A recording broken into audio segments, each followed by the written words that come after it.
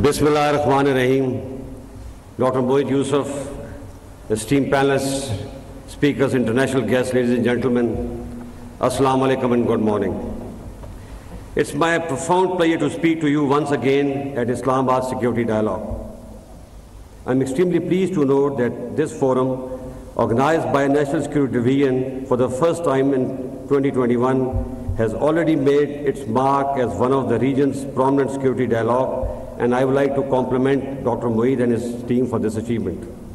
I believe today more than ever, we need to inculcate and promote such spaces for intellectual debate and discourse where people from around the world come together to share ideas about the future of their countries and the world at large, where some of the brightest minds can identify means of global cooperation rather than confrontation.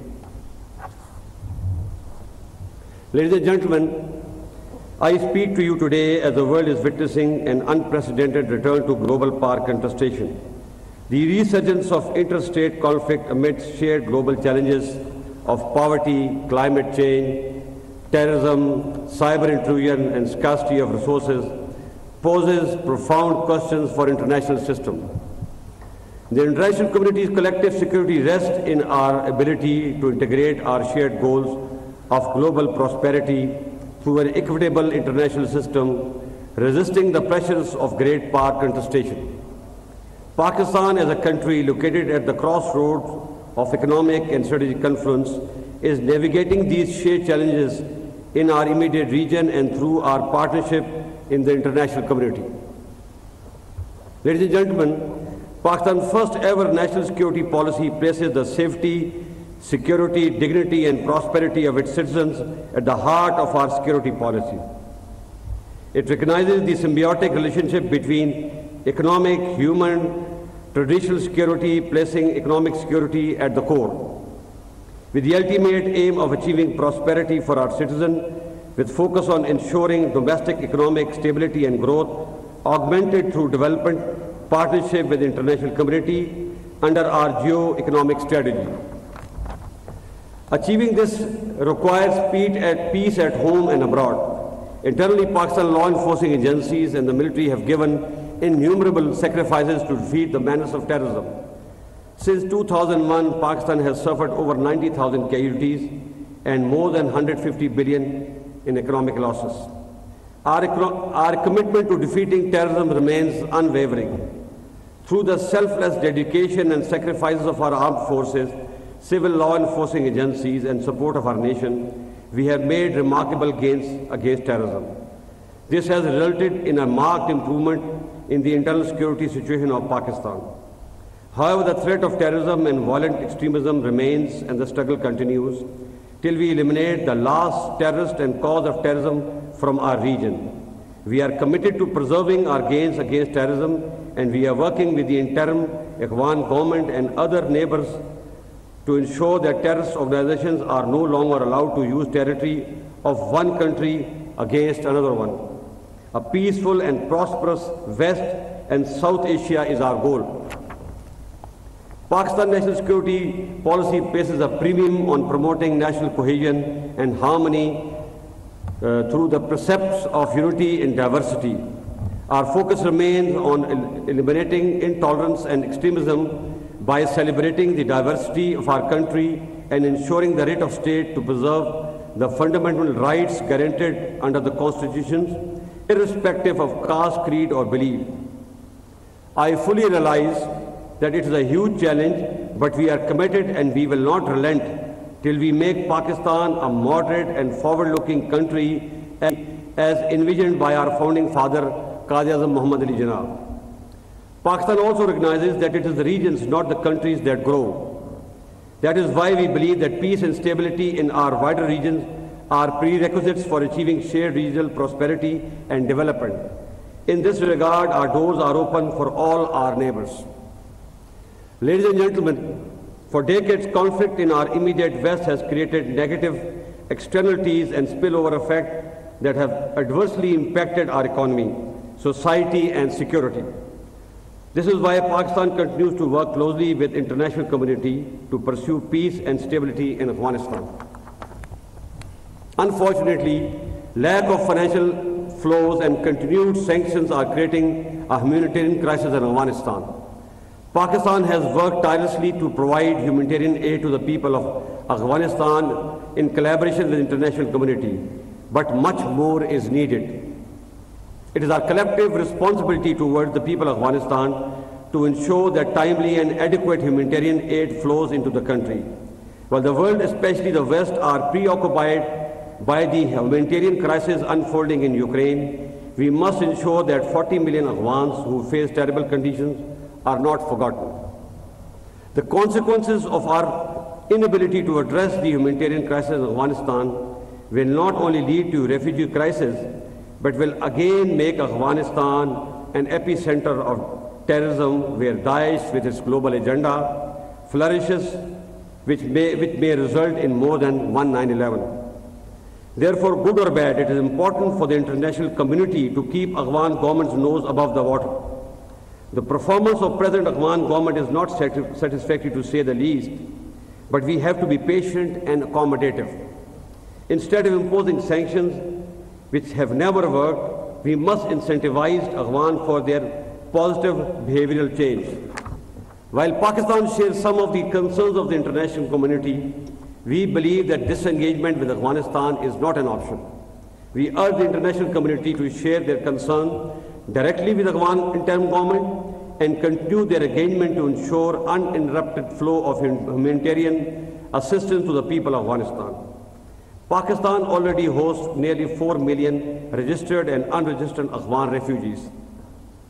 We continue to host our Afghan brothers and sisters, but would like to work with the international community to create stable environment necessary for their time-bound and dignified return to Afghanistan. Ladies and gentlemen, toward the east, situation along the line of control is satisfactory and fairly peaceful. Mercifully, we have not seen any major incident along the line of control since last 1 year, which has brought great relief to the people living along both sides of the line of control. However, the recent incident involving India launching a supersonic cruise missile into Pakistan on 9th March 2022 is of serious concern. Unlike other incidents involving strategic weapons system, this is the first time in history that a supersonic cruise missile from one nuclear-armed nation has landed in another. This raises serious concern about India's ability to manage and operate high-end weapon systems, and equally concerning is India's indifferent attitude in not informing Pakistan immediately about an inadvertent launch of the missile.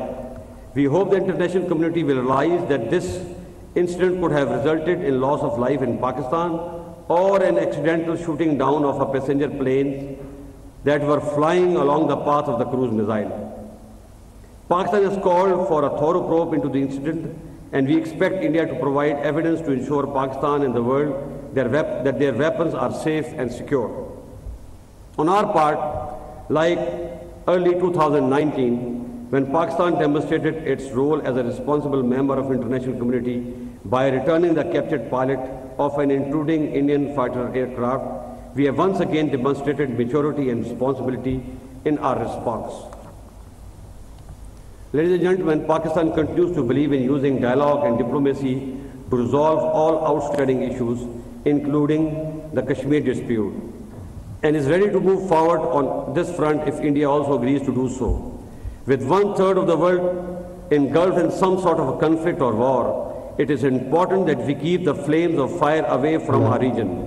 In this regard, besides Kashmir dispute, the Indo-China border dispute is also a matter of great concern for us, and we want it to be settled quickly through dialogue and diplomacy.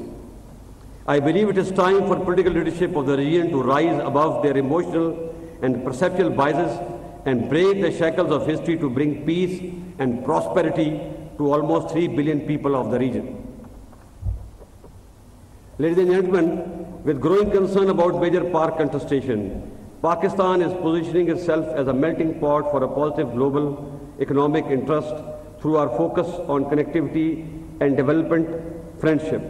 Pakistan does not believe in camp politics, and our bilateral relationship with our partners are not at the expense of our relationship with other countries.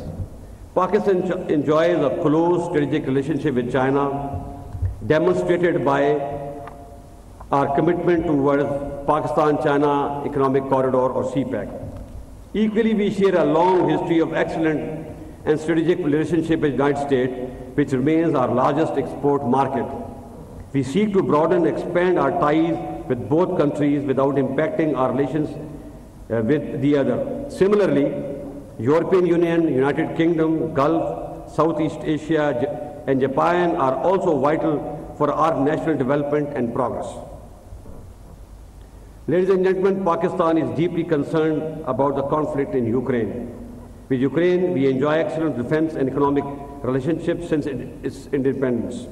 With Russia, we had cold relations for a long time due to numerous reasons. However, recently there have been some positive development in this regard.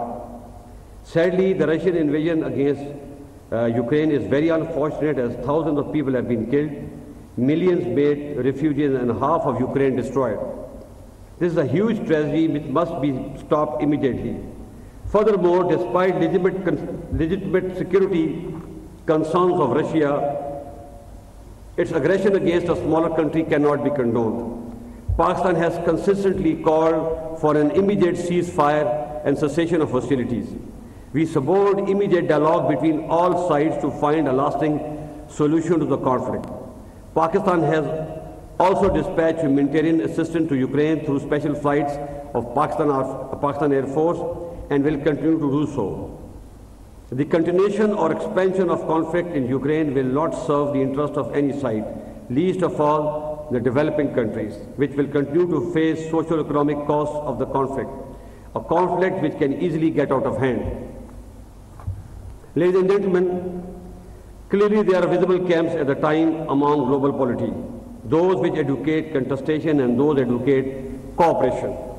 The future vision of global security will ultimately be shaped and decided by the fact that which camp prevails. I believe the world today, at this civilizational and scientific pinnacle, is built by those who visualized and believed in cooperation, respect, and equality instead of divisions, warmongering, and dominance.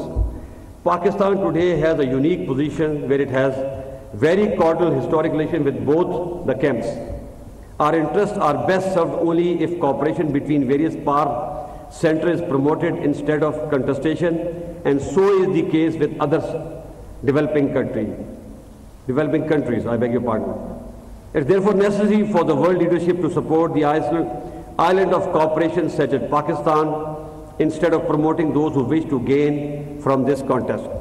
Finally, one quick and important lesson as a military man that emerges from Russia-Ukraine conflict, which must be highlighted over here, and that is that it is the preeminence or dominance of firepower over mobility, as was the case during First War.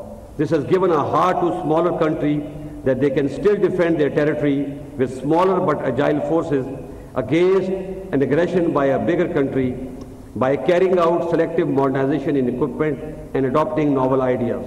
And this is the course we intend following for our future developmental strategy. I thank you.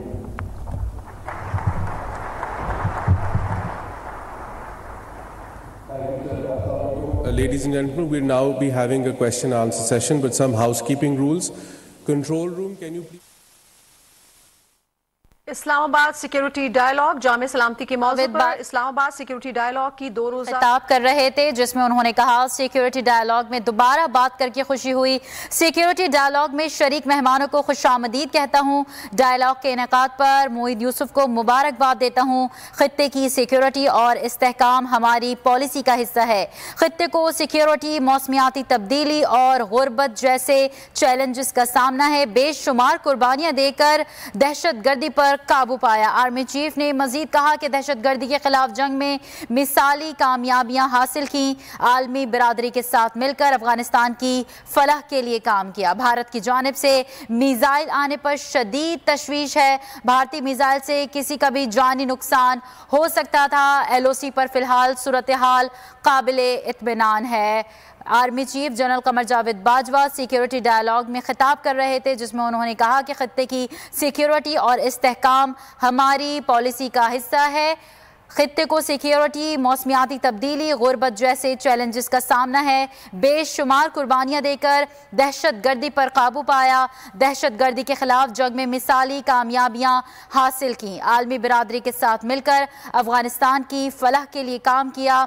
Bharat की जानिब से missile आने पर शदीद तशवीश है। भारतीय missile से किसी का भी जानी नुकसान हो सकता था। भारत की जानिब से इससे कबल आगाह नहीं किया गया। भारत दुनिया और पाकिस्तान के सामने साबित करे कि उसके हथियार महफूज हैं। खित्ते को दहशतगर्दी, मौसमियाती तब्दीली और गुर्बत जैसे चैलेंजेस का सामना है। भारत ने पाकिस्तान को मिसाइल से मुतालिक पहले आगाह नहीं किया। भारत की जानिब से मिसाइल आने पर शदीद तशवीश का इजहार किया गया। Army chief general Qamar Javed Bajwa ने खिताब के दौरान कहा कि भारतीय मिसाइल से किसी का भी जानी नुकसान